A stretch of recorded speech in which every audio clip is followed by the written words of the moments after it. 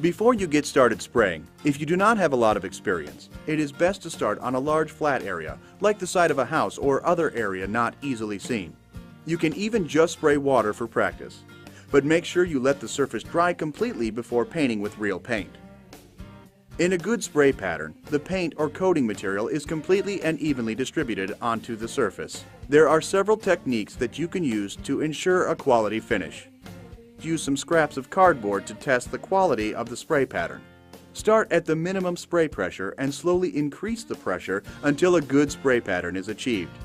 This is a good spray pattern. Notice that there are no runs in the pattern and that the pattern itself is smooth and even.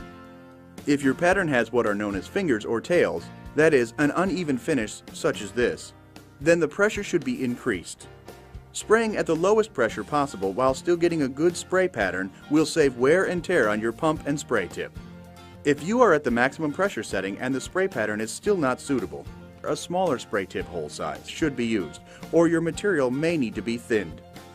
The spray gun should be held approximately 12 inches from the surface and aimed straight at the surface like this.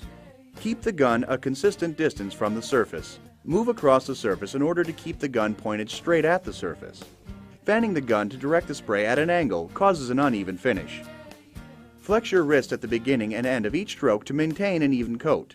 Don't spray at an angle. Keep the gun perpendicular to the surface.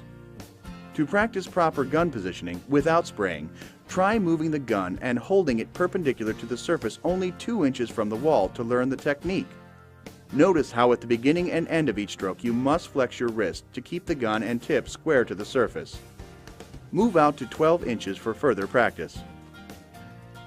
Work in sections only as far as you can comfortably reach. First, spray the outer edges and cut in any corners.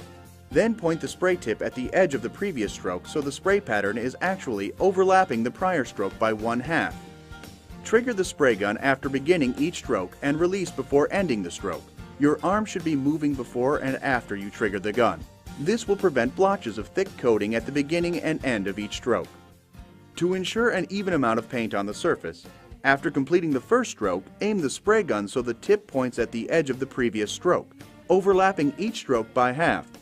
When spraying on broad open surfaces such as ceilings and bare walls, the outside edges should be sprayed first. Then the middle can be sprayed more quickly. For inside corners, aim your spray gun into the corner, like this. Spray along the corner, painting an even amount on both sides. Typically, when painting, it's best to start at the top and work your way down. Begin by spraying any eaves or the underside of overhangs. The direction you spray is determined by the construction. As a general rule, spray horizontal and make sure you direct the spray up a little to spray the bottom lip of your siding. With a little practice, this easy-to-use sprayer will have you spraying like a pro in no time. Remember, hold the gun straight with no tilt up or down, or angle left or right. Have the spray gun moving before and after you trigger the gun. Move at a consistent speed, and when spraying, overlap the prior stroke by 50%. Allow significant time for the paint to dry before removing tape from your trim. This will result in crisp, clean lines.